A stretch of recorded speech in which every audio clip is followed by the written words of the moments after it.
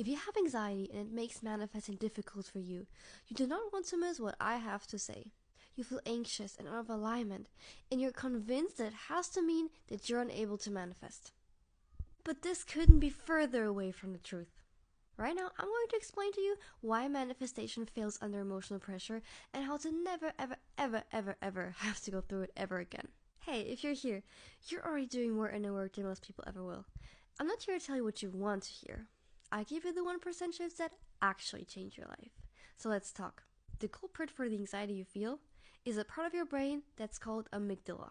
It's part of the limbic system, which plays a role in regulating emotions and behavior. Your amygdala is like a personal 24/7 bodyguard. It's always scanning for threats, and its goal is to protect you. The amygdala interprets any discomfort, your desire, and your affirmations evoke in you as danger. And when the brain detects danger, it creates even more anxiety, hypervigilance, and urgency. This is exactly why your anxiety gets worse when you're trying to manifest. Your anxiety happens because your brain is worried about you. It already says it in the name.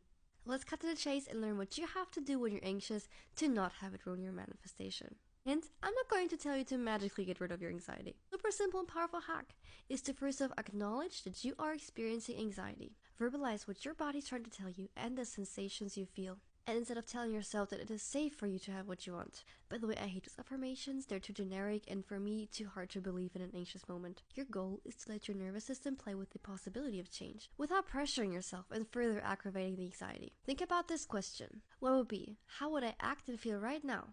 How would things from now on unfold for me if it was safe for me to have my desire?